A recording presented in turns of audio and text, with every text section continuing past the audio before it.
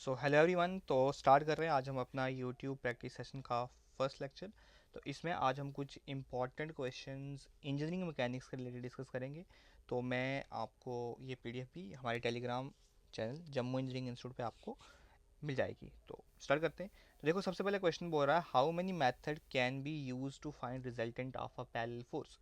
तो कितने मेथड जो हैं हमारे पास पैरेलल फोर्सेस के रिजल्टेंट फाइंड करने के लिए होते हैं। तो जनरली हमारे पास देखो बच्चे क्या करते हैं, इसमें पैरेलल फोर्सेस देखिए और कितने मेथड्स हैं, तो वो आंसर क्या चूज कर लेते हैं, 3। पर 3 मेथड नहीं है यहाँ पे, हमारे पास जनरली 2 मेथड है। कौन कौन से? First one is analytical method and second one is graphical method.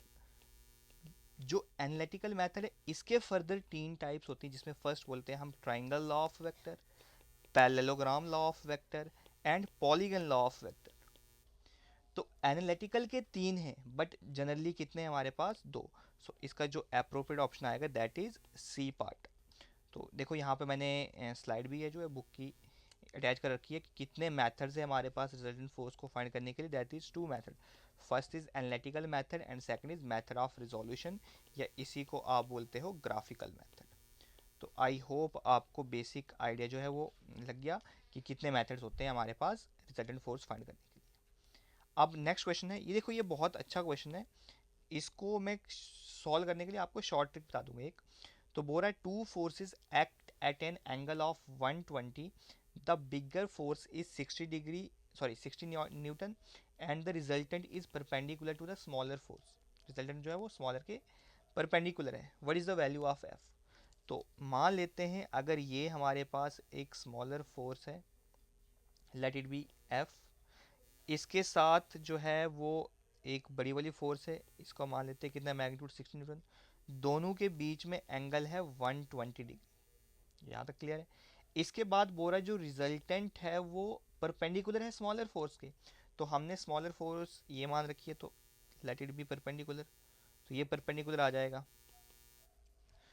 अब स्मॉलर फोर्स से रिजल्टेंट के बीच के जो एंगल है इसका मैग्नीट्यूड आ जाएगा हमारे पास अब 90 डिग्री। और जो बड़ी फोर्स और छोटी फोर्स के बीच का एंगल है दैट इज अभी भी कितना है वो 120। अगर आप इसको पैरेललोग्राम लॉ ऑफ वेक्टर से सॉल्व करोगे तो काफ़ी लंबा आ जाएगा, इसलिए हम इसको क्या करते हैं, इसको मैं आपको बता देता हूँ बाई लामीज थ्योरम। देखो ये मान लेते हैं कौन सी आ रही है हमारे पास, स्मॉलर फोर्स जिसका मैग्नीट्यूड हमने एफ मान लिया है, ये लार्जर फोर्स जिसका मैग्नीट्यूड कितना है क्वेश्चन में गिवन है, this 60 newton, and this is the perpendicular. अब ये परपेंडिकुलर है, या रिजल्टेंट बोल देते हैं, कितने एंगल पे है ये 90, और स्मॉलर फोर्स और बड़ी वाली फोर्स के बीच में 120 डिग्री का एंगल है। तो हम बोल देते हैं इन दोनों फोर्सेस के बीच में कितना एंगल मान लेते हैं हम, 30 डिग्री मान लेते हैं होगा। देखो ये 120 है, ये 90 है, तो ये कितना आ जाएगा, 30 डिग्री आ जाएगा। अब यहाँ पे लामी थ्योरम क्या बोलता है कि जो फोर्स है उसको लो, सबसे पहले हम फोर्स एफ लेते हैं। इसके बाद जो बाकी दो फोर्सेस बचती हैं, दो फोर्स कौन सी है यहाँ पे, आर और 60 है, इनके बीच का एंगल उसका क्या लेना हमने, कौन सा कंपोनेंट, साइन वाला। तो कितना एंगल आ गया, साइन 30। नेक्स्ट सिमिलरली हम फाइंड करेंगे किसके लिए, आर के लिए लेते हैं या 60 के लिए ले लेते हैं। देखो आर को लोगे तो हमारे पास आर इज इटसेल्फ अननोन, तो हमें 60 वाला लेना यहाँ पे बेनिफिट आ जाएगा। तो फोर्स आ गई 60। अब फोर्स तो 60, एंगल कौन सा लेना है, आर और एफ के बीच में। सो आर और एफ के बीच में एंगल इज 90 डिग्री। ये आई होप आपको क्लियर आ गया। लामीज थ्योरम जो है वो बोलता है कि किसी भी एक पॉइंट पे तीनों फोर्सेस कॉन्करेंट हैं और को प्लेनर फोर्सेस हैं, तो उनका जो रेशियो होता है साइन, पहली फोर्स लेते हैं, इसका एंगल देखो, इसको ना मैं आपको यहाँ पे डायग्राम ड्रॉ करके आपको लामीज थ्योरम के बारे में भी आइडिया दे देते हैं। मान लीजिए इस तरह से ये पहली फोर्स है F1, ये कोई दूसरी फोर्स है F2, और ये कोई तीसरी फोर्स आ गई F3। इनके बीच में एंगल θ1 आ गया, इधर θ2 आ गया, यहाँ पे θ3 आ गया। अब जनरल कंडीशन क्या है, ये कॉन्क्रेंट भी होनी चाहिए और को प्लेनर भी, कॉन्क्रेंट भी है और को प्लेनर भी है। तो फर्स्ट फोर्स लेते हैं F1। सो जो F1 होगा साइन रेशो किसका, देखो फोर्स F1 है, इसके अलावा बाकी दो फोर्स कौन सी है, F2 और F3, इनके बीच का एंगल दैट इज θ3। अब फोर्स लेते हैं हम F2, F2 फोर्स ली। अब साइन एंगल कौन सा होगा, जो बाकी दो फोर्सेस हैं F3 और F2 के बीच, F2 लिए F3 और F1 के बीच में, that is θ2। Next is F3। F3 आ गया ये वाली फोर्स। अब हम एंगल कौन सा लेंगे, जो 1 और 2 के बीच में होगा। सो 1 और 2 के बीच में क्या है, एंगल थीटा। तो यहाँ पे इसको हम सॉल्व करते हैं। देखो अब क्या आ जाएगा, ये साइन 30 साइन 90 की वैल्यू होती है 1, तो एफ की वैल्यू आएगी 60 साइन 30। सो 60 साइन 30 की वैल्यू होती है 1/2। सो क्या आ गया हमारे पास फोर्स की वैल्यू, दैट इज 30 न्यूटन। कितना आ गया यहाँ पे इस पर्टिकुलर क्वेश्चन के लिए हमारे पास आंसर 30 न्यूटन। तो अगर आपको ऐसी कंडीशन आ जाती है कि जहाँ पे दो फोर्सेस 120 डिग्री एंगल पे एक्ट कर रही हो और एक बड़ी वाली फोर्स दे दी हो, रिजल्टेंट जो है वो स्मॉलर फोर्स के परपेंडिकुलर हो, तो याद रखना जो बड़ी वाली फोर्स है उसके हाफ आ जाता है आंसर। अब देखो नेक्स्ट बोल रहा है the forces whose line of action do not lie in one plane. देखो अगर एक प्लेन में लाइन ऑफ एक्शन है या फोर्सेस सारी सेम प्लेन में उनको बोलते हैं हम को प्लेनर फोर्सेस, और अगर उनका लाइन ऑफ एक्शन एक पॉइंट से मीट कर रहा है उनको बोलते हैं हम कॉन्करेंट फोर्सेस। तो यहाँ पे इस पर्टिकुलर क्वेश्चन में बोल रहा है उनका लाइन ऑफ एक्शन मीट नहीं कर रहा एक प्लेन में और एक पॉइंट पे भी नहीं मीट कर रही वो, तो ये कौन सी फोर्सेस होंगी, that is non coplanar and non concurrent forces.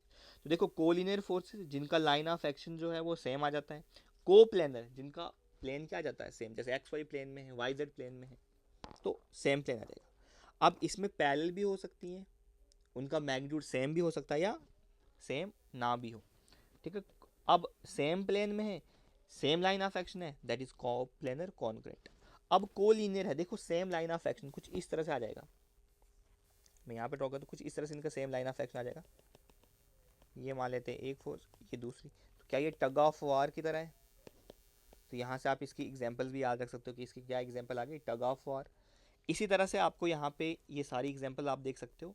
जैसे अब आ रहा है नॉन को प्लेनर पैरेलल फोर्सेस, फोर्सेस तो एक दूसरे के पैरेलल पे हैं पर प्लेन उनका सेम नहीं है।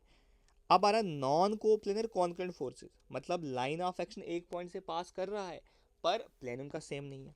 अब आ रहा है नॉन को प्लेनर नॉन कॉन्करेंट, ना ही सेम प्लेन है ना ही सेम पॉइंट से वो पास हो रही है। अब देखो एक ट्राईपोड होता है, कैमरा ट्राईपोड, इसी तरह से देखा होगा आपने ट्राईपोड, प्लान टेबल के लिए भी आप यूज़ करते हैं। अब देखो क्या इनका लाइन ऑफ एक्शन सभी फोर्सेस के एक पॉइंट से पास हो रहा है, बिल्कुल। तो दीज आर कॉन्करेंट, पर क्या ये सेम प्लेन पे है, नहीं। तो यहाँ पर देखी होगी आपने example non coplanar concurrent force की एग्जांपल क्या आती है, ए ट्राइपोड कैरिंग अ कैमरा। इसी के बेसिस पे देखो जेकेएसएसबी ने एक क्वेश्चन पूछ रखा था कि यहाँ पे आपको मैच दी फॉलोइंग दे रखा था, select the correct answer using the codes given below. सबसे पहले को linear force, line of action क्या है, सेम है, तो लाइन ऑफ एक्शन सेम किसका है, टग ऑफ वार की एग्जांपल दे दिया आपने। तो ए का 2, सॉरी ए का 1, तो ये कैंसिल हो गया, ये पार्ट कैंसिल हो गया। इसके बाद देखो मैंने आपको ट्राईपोड कैरिंग अ कैमरा की बता दी, ट्राईपोड इस तरह से होता है, कॉन्करेंट है पर को प्लेनर नहीं है, तो कॉन्करेंट है नॉन को प्लेनर, तो थर्ड आ गया। सो ऑप्शन कौन सा मैच कर रहा है यहाँ पे, ए का 1 सी का 3, ए का 1 सी का 3, दैट इज फर्स्ट ऑप्शन। तो इस तरह से आपका ये वाला क्वेश्चन जो है। अब देखो which of the following option explain को प्लेनर, मतलब प्लेन सेम है नॉन कॉन्करेंट फोर्सेस। तो प्लेन सेम है नॉन कॉन्करेंट है, मतलब लाइन ऑफ एक्शन सेम नहीं होगा, सेम प्लेन में है बिल्कुल, but their line of action pass through single point, गलत बात है। अब अगर वो नॉन कॉन्करेंट है तो सेम पॉइंट से पास नहीं होगा, तो इसका अप्रोप्रिएट क्या आ रहा है, बी ऑप्शन आ रहा है, क्योंकि जो सारी फोर्सेज हैं वो एक पॉइंट से पास कर रही हैं और उसके बाद नेक्स्ट इसने वो रखा है, सॉरी नॉन कॉन्करेंट है ना, तो एक पॉइंट से पास नहीं करेंगी और सेम प्लेन में होंगी। The process of finding the resultant force of a given forces is called as. देखो इसको अगर ये क्वेश्चन आ रहा है तो मैक्सिमम बच्चे जो क्या करते हैं इसको सॉल्व जो वो गलत करते हैं। देखो जो रिजल्टेंट फाइंड करते हैं उसको रिजल्टेंट मेथड बोलेंगे, पर यहाँ पे क्या देखते हैं, रिजोल्यूशन फोर्स देखते हैं, तो सभी क्या कर देते हैं मैक्सिमम रेजोल्यूशन फोर्सेस को चूज कर लेते हैं। नहीं, इस मेथड को हम बोलते हैं composition of forces, given forces का रिजल्टेंट फोर्स फाइंड करना। अब देखो दो मेथड यहाँ पे, एक आता है रिजल्टेंट फोर्स, मान लेते हैं कोई भी यहाँ पे 3-4 फोर्सेस एक्ट कर रही हैं किसी पॉइंट पे, जैसे ये एक्ट कर रही हैं, तो इन तीनों का कंबाइंड इफेक्ट में इस फोर्स से शो करवा रहा हूँ, इसको बोलते हैं हम रिजल्टेंट फोर्स। इसको क्या बोलते हैं, रिजल्टेंट फोर्स। और इस मेथड को बोल रहे हैं हम, या इस प्रोसेस को बोल रहे हैं composition of forces. So this process is composition of forces. तो आई होप आपको आइडिया आ गया। नेक्स्ट बोल रहा है under the action of which set of forces will a body be in equilibrium. तो बॉडी इक्विलिब्रियम क्या होता है, जब नेट फोर्स उस पर कितना आती है जीरो, मतलब एक्स की सारी फोर्सेस का सम कितना आएगा जीरो, वाई की फोर्सेस का सभी सम कितना आएगा जीरो। तो ये कब कंडीशन आ गई, जैसे ये बॉडी मान लेते हैं, अगर इसमें ये फोर्स एक्ट कर रही है तो इसके अपोजिट में भी एफ एक्ट करनी चाहिए, ये डाउनवर्ड एक्ट कर रही है तो अपवर्ड फोर्स क्या एक्ट करनी चाहिए, एफ एक्ट करनी चाहिए। तो क्या two unequal and parallel forces, बिल्कुल नहीं है, अगर अनइक्वल होगी तो वहाँ पे नेट फोर्स रह जाएगी। Two equal and parallel forces, अब टू इक्वल और पैरेलल फोर्सेस मतलब सेम डायरेक्शन में आ जाएंगी तो तब भी नहीं होगा जीरो। टू अनइक्वल, देखो अनइक्वल है तो जीरो कैसे आएगा, तो क्या आएगा ऑप्शन इसका, two equal and opposite forces. अब इसमें बोल रहा है identify the given law of principle, क्या बोल रहा है, the rate of change of momentum of a body is directly proportion to the external force applied on a body. तो कौन सी लॉ आ जाता है, ये Newton second law of motion. अगर थर्ड लॉ होता है, to every action there will be an equal and opposite reaction. देखो अगर इक्वल और अपोजिट रिएक्शन हो रहा है तो वो एक दूसरे को इफेक्ट को कैंसिल क्यों नहीं करते, ये क्वेश्चन पूछ सकता है। तो आपने क्या बोला, वो इसलिए कैंसिल नहीं करते एक दूसरे को क्योंकि वो दो डिफरेंट बॉडीज पे एक्ट करती। और अगर फर्स्ट लॉ होता तो इनर्शिया के रिलेटेड है कि कोई भी बॉडी अपनी स्टेट चेंज नहीं करेगी जब तक ना उस पर हम एक्सटर्नल फोर्स अप्लाई करेंगे। ठीक है, सो नेक्स्ट आता है, the force is completely specified only when one of the following characteristics are specified. तो फोर्स के लिए क्या चाहिए होता है, देखो फोर्स के लिए आपको उसका पर्टिकुलर मैग्नीट्यूड भी पता होना चाहिए, किस पॉइंट पे अप्लाई हो रही है, उसका लाइन ऑफ एक्शन क्या है और उसकी डायरेक्शन क्या है। तो ये कौन सी कंडीशन में मैच कर रहा है, सी ऑप्शन में। और ये जेकेएसएस भी नहीं पूछा हुआ क्वेश्चन है, देखो ये क्वेश्चन इस बुक में डायरेक्टली मेंशन है कि हमारे पास फोर्स की क्या कैरेक्टरिस्टिक्स है, कि क्या उसका पर्टिकुलर मैग्नीट्यूड है, कौन सी डायरेक्शन में वो एक्ट कर रही है, क्या उसका नेचर है और पॉइंट ऑफ एप्लीकेशन क्या है। अब देखो ये बोल रहा है two concurrent coplanar forces of same nature are acting at a point and at an angle theta between them, what should be the value of angle so that their resultant force has minimum value। ठीक है, दो forces हैं same nature की हैं। और तो देखो इसके लिए ना मैं आपको सभी चीज़ें जो है वो बता देता हूँ, यहाँ पे मैं आपको समझाता हूँ ट्राइंगल लॉ ऑफ वेक्टर से, फिर इसका आंसर करते हैं। तो देखो ट्राइंगल लॉ ऑफ वेक्टर क्या बोलता है, अगर दो वेक्टर दो साइड्स ऑफ अ ट्राइंगल को रिप्रेजेंट कर रहे हैं, दो वेक्टर अगर दो साइड्स ऑफ अ ट्राइंगल को रिप्रेजेंट कर रहे हैं तो हम एक तीसरा वेक्टर जो उनकी क्लोजिंग साइड को रिप्रेजेंट होगा और उनके अपोजिट ऑर्डर में लेंगे। देखो इनका ऑर्डर क्या है, इस तरह से था, एक सेकंड, इनका ऑर्डर पहले ऐसे थी पहली फोर्स, ये दूसरी इस तरह से। अगर सेम ऑर्डर होता तो इस तरह से, अगर इस तरह से शो करेगा तो नेट फोर्स कितना आएगा इस पे, जीरो, नेट फोर्स आएगी जीरो। बट हमने क्या कर दिया, इसके अपोजिट ऑर्डर में ले लिया, तो वो मैंने शो करवा दिया आपको, अपोजिट ऑर्डर में ले लिया। तो अगर इसको हम बोल देते हैं लेट इट बी ए, ये अगर ए है ये बी है, तो ये रिजल्टेंट क्या आता है आर। और आपको पता है आर का फॉर्मूला आ जाता है under root A square plus B square plus two A B cos theta. तो ये आ जाता है हमारे पास आर का फॉर्मूला। अब देखो यहाँ पे क्या करते हैं हम, इसको ना थोड़ा मैं इसका प्रूफ भी आपको बता देता हूँ, उससे आपके बहुत सारे क्वेश्चन जो है वो क्लियर हो जाएंगे। तो लेट करते हैं ये पहली फोर्स है, ठीक है, तो इसको थोड़ा सा मैं यहाँ पे बना लेता हूँ, ये फर्स्ट फोर्स आ गई, ये सेकंड फोर्स, इसको ए बोल देते हैं, इसको बी बोलते हैं, एंड दिस इज आर। अब देखो यहाँ से मैं एक परपेंडिकुलर ड्रॉ कर देता हूँ, इसको बी बोल देते हैं, यहाँ से मैं एक परपेंडिकुलर ड्रॉ कर देता हूँ और इसको ज्वाइन करते हैं। तो अब सिर्फ इस ट्राइंगल को देखिएगा आप, ये कुछ इस तरह से ट्राइंगल फॉर्म हो रही है जिसमें ये एंगल हमने मान रखा है कितना है थीटा, ये कंपोनेंट है बी। अब एंगल ये है तो यहाँ से मैं क्या साइन थीटा और कॉस थीटा यूज़ कर लेता हूँ इस ट्राइंगल में, तो साइन थीटा आ जाता है यहाँ पे बे परपेंडिकुलर अपॉन हाइपोटेन्यूज। तो जो परपेंडिकुलर वाला कंपोनेंट आ जाएगा इसका, this is equals to B sine theta, और जो उसका बेस वाला कंपोनेंट आएगा this is equals to B cos theta. ये कितना आ जाता है बी कॉस थीटा। तो अब आपको जब भी ट्राइंगल लॉ या पैरेललोग्राम लॉ जो है वो सॉल्व करना है तो आपने अपने माइंड में ये इमेज रखनी है कि ये दो फोर्सेस हैं हमारे पास दो फोर्सेस हैं। लेट एक सेकंड वेट कर दीजिए, मैं इसको ना थोड़ा प्रॉपरली आपको समझाने की कोशिश कर रहा हूँ। इस तरह से ये रिजल्टेंट मान लेते हैं हम, ठीक है, ये आ गई दूसरी फोर्स अपनी, ठीक है, ये इधर आ गई और ये यहाँ से सेकंड फोर्स आ गई, ये रिजल्टेंट। अब देखो ये अगर ए है, this is resultant and this is B, तो ये वाला कंपोनेंट कितना आ रखा है हमारे पास बी साइन थीटा, और ये वाला कंपोनेंट आ रखा है B cos theta. So this component is B cos theta. अब यहाँ पे हम मानते हैं कि जो रिजल्टेंट है वो हॉरिजॉन्टल के साथ कितने एंगल पे है, अल्फा। और जब भी हमें दो वेक्टर के बीच में एंगल फाइंड करने हैं, अगर वेक्टर्स के बीच में एंगल फाइंड करना है तो हमेशा हम स्मॉलर एंगल चूज करते हैं, हमेशा हम स्मॉलर एंगल चूज करते हैं। स्मॉलर एंगल के साथ साथ दोनों वेक्टर कैसे ज्वाइन होने चाहिए, टेल टू टेल। जब तक ना वो टेल टू टेल ज्वाइन और दोनों के बीच में स्मॉलर एंगल हम लेंगे, तब तक हम उनका वेक्टर का एंगल फाइंड ही नहीं कर पाएंगे। तो यहाँ पे मैंने एंगल थीटा बता दिया, ये वाला पर्टिकुलर एंगल। अब देखो यहाँ से अगर आपको पूछा जाए कि बताओ जी रिजल्टेंट जो है वो हॉरिजॉन्टल के साथ कितना एंगल फॉर्म कर रहा है, तो उसको हम बोलते हैं टेन अल्फा। तो टेन अल्फा कितना आता है, परपेंडिकुलर अपॉन बेस। तो परपेंडिकुलर कितना आ गया इस पर्टिकुलर कंडीशन में, बी साइन थीटा अपॉन ए प्लस बी कॉस थीटा। कितना आ गया, बी साइन थीटा अपॉन ए प्लस बी कॉस थीटा। देखो ये फॉर्मूला जो है वो चेंज हो सकता है, अगर ए की जगह यहाँ बी होता है या बी की जगह ए होता तो फिर ये फॉर्मूला उसी के रिस्पेक्ट में चेंज होता। तो मैंने यहाँ पे आपको जो पर्टिकुलर ट्राइंगल ड्रॉ करवा रखी है ये वाली, ये इस कंडीशन को सेटिस्फाई कर रही है, इसी के लिए ये फॉर्मूला है। अगर मान लो यहाँ पे बी होता तो यहाँ पे क्या आ जाता formula, a sine theta upon b plus a cos theta. तो उस रिस्पेक्ट में आप इस फॉर्मूले को जो था वो चेंज कर सकते थे। अब देखो ये फॉर्मूला जो हमारे पास आया था रिजल्टेंट का फॉर्मूला, तो रिजल्टेंट का फॉर्मूला क्या था, r is equals to under root A square plus B square plus two A B cos theta. अब इसके कुछ पर्टिकुलर इंपॉर्टेंट केसेस बन जाते हैं। सबसे पहले बोलते हैं कि थीटा की वैल्यू जीरो है, मतलब दोनों सेम डायरेक्शन में, तो कॉस जीरो की वैल्यू कितनी आती है, वन। तो ये जो आइडेंटिटी बन जाएगी ये बन जाएगा a square plus B square plus two A b. तो इस कंडीशन में बोलते हो आप मैक्सिमम कितनी आ जाती है वैल्यू, ए प्लस बी। तो अगर रिजल्टेंट की मैक्सिमम वैल्यू पूछे तो दोनों को सम कर लो। अब यहाँ पे अगर हम एंगल 180 डिग्री लेते हैं, so cos 180 degree is equals to -1। तो इस कंडीशन में रिजल्टेंट की क्या आ जाएगी, मिनिमम वैल्यू कितनी आएगी, ए माइनस बी।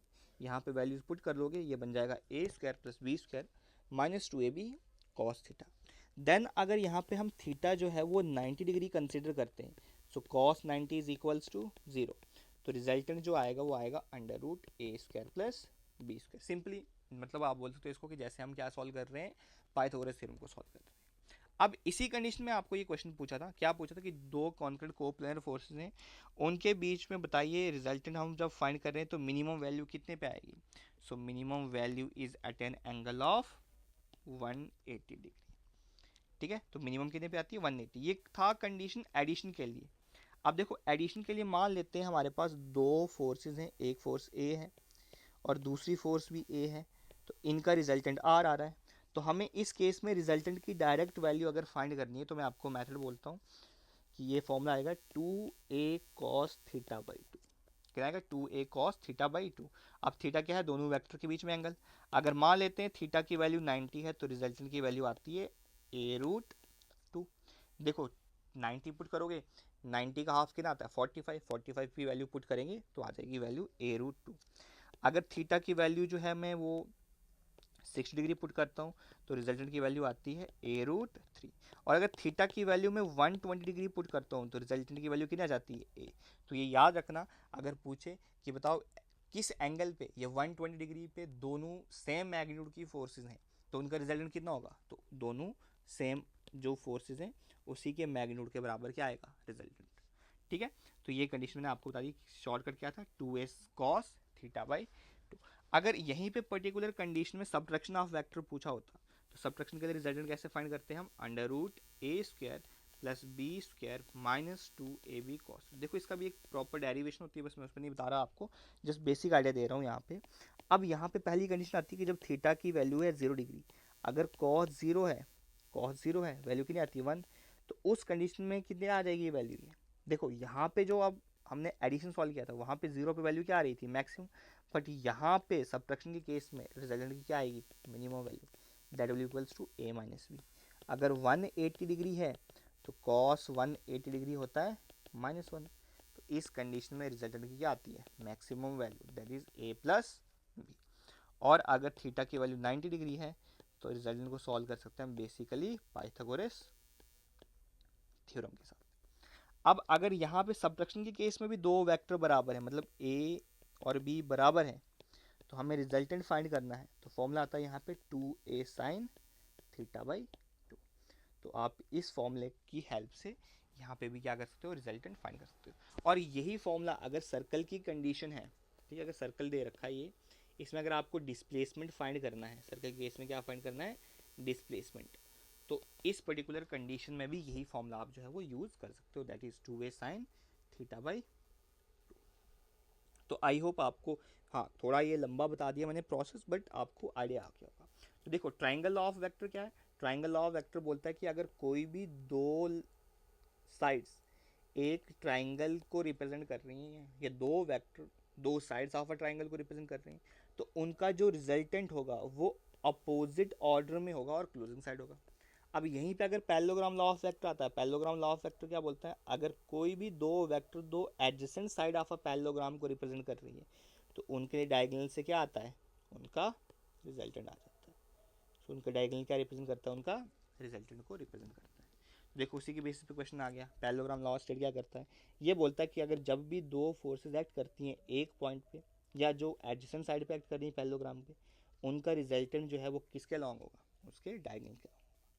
अब देखो क्या बोल रहा है, force can be transmitted from one point to another point along the same line of action such that effect produced by force remain same is termed as principle of transmissibility. देखो ये मैंने आपके पास यहाँ पे मेंशन करवा रखी है कि जब एक पॉइंट से दूसरे पॉइंट पे आ जाती है, ठीक है।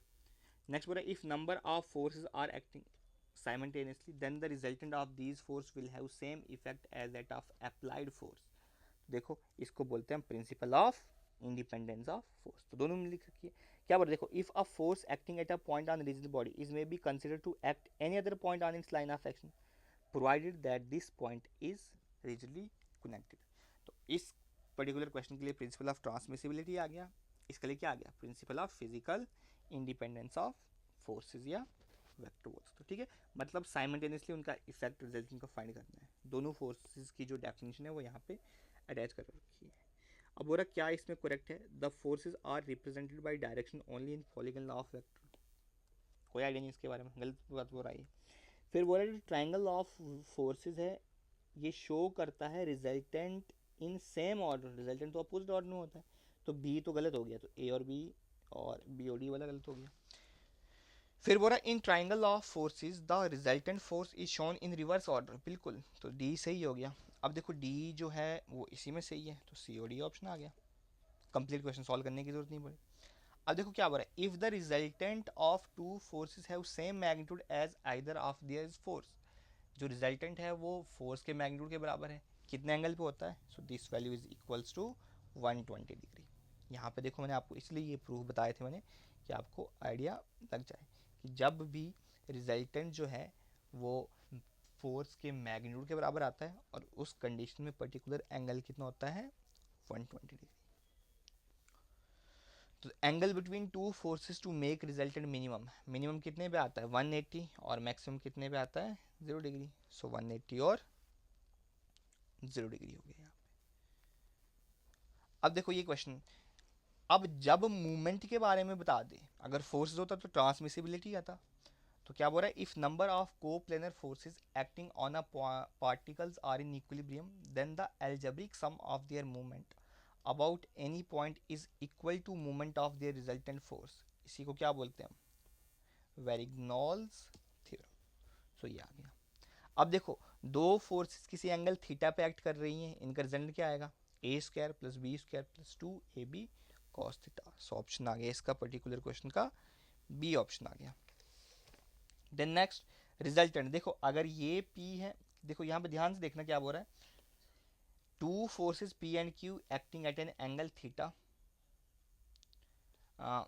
विद P, जो रिजल्टेंट है वो P के साथ कितने एंगल फॉर्म कर रहा है, अल्फा, तो ये वाला कंपोनेंट आता है, मतलब ए का मानो तो क्या था B, देखो हमने यहाँ पर निकाल रखा है, ये पर्टिकुलर कंडीशन वाला क्वेश्चन बोल रहे हैं। इस कंडीशन में क्वेश्चन देखो एक साथ ये हॉरिजॉन्टल एंगल फॉर्म कर रहा है, तो दूसरा कंपोनेंट कितना गया बी साइन थीटा अपॉन ए प्लस बी कॉस थीटा, तो कौन सा ऑप्शन में मैच कर रहा है ये, अब पी के साथ था तो पी के दूसरा क्या आएगा क्यू, सो ऑप्शन आएगा Q sine theta upon P plus cos Q cos theta. तो आई होप आपको ये समझ आ गया कि कैसे हमें इसको सॉल्व करना है। अब बोला वर्टिकल कंपोनेंट बताइए 20 किलो न्यूटन, देखो जिस भी एक्स के साथ एंगल फॉर्म करता है वो कंपोनेंट क्या आता है कॉस थीटा वाला, तो वर्टिकल ये आ जाएगा। सो ये कंपोनेंट कितना आएगा 20 साइन एंगल कितना दे रखा है 40 डिग्री। सो 20 साइन 40 डिग्री। अब देखो एक और क्वेश्चन दे रखा है यहाँ पे, क्या बोल रहे the resultant of following forces, इसका रिजल्टेंट निकालना है। तो देखो अगर देखोगे ध्यान से ये दोनों फोर्सेस क्या है, इक्वल और अपोजिट, एक दूसरे का इफेक्ट कैंसिल कर दिया, 100 एक्ट करा रही है, तो कितना आ गया रिजल्टेंट 100। अदरवाइज अगर इसको आप रिजॉल्व करके सॉल्व करना चाहते हो तो चलो मैं आपको रिजॉल्व करके बता देता हूँ। अगर इस फोर्स को इसके लॉन्ग रिजॉल्व करोगे तो ये कंपोनेंट कितना आएगा 120 कॉस 45, और वर्टिकल कंपोनेंट कितना आ जाएगा इसका 120 साइन 45। अब ये है इसका ये वाला कंपोनेंट कितना आ जाएगा, दिस कंपोनेंट इज 120 एंगल के साथ है तो कॉस 45, और ये वाला कंपोनेंट कितना आ जाएगा इसका 120 साइन 45। देखो ये इक्वल और अपोजिट आएगा क्योंकि साइन 45 और कॉस 45 की वैल्यू क्या आती है इक्वल, ये और ये वैल्यू एक दूसरे को कैंसिल आउट कर देंगी, तो नेट इफेक्ट किसकी वजह से आएगा सिर्फ 100 न्यूटन फोर्स की वजह से। तो अब देखो according to Lami's theorem the three forces must be equal, ज़रूरी नहीं है, मस्ट बी एट 120 नहीं है, मस्ट बी अबव ऑफ 2 गलत है, तो क्या आ रहा है may not be any of the. अब नेक्स्ट क्वेश्चन बोल रहे थे Lami's theorem is applicable only for, किसके लिए होती है, this is applicable for coplanar and concurrent forces.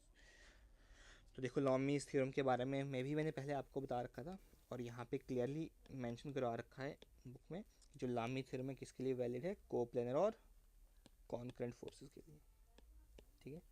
So valid for coplanar and concurrent forces. Size ज़्यादा बड़ा है, तो ये कंडीशन।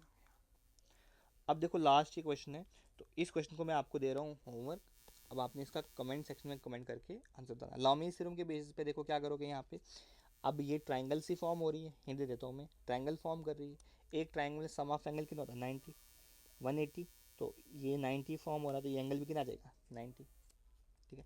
अब देखो ये वाला जो एंगल आ जाएगा, अगर इसको आप एक्सटेंड करोगे, इसको आप ऐसे एक्सटेंड कर लो लाइन को, इस लाइन को भी क्या करो एक्सटेंड करो, तो आप इस एंगल को निकाल सकते हो। अगर ये 60 है, ठीक है, तो इसी तरह से आप अल्टरनेट एंगल का कंसेप्ट लगा के सॉल्व कर लीजिएगा।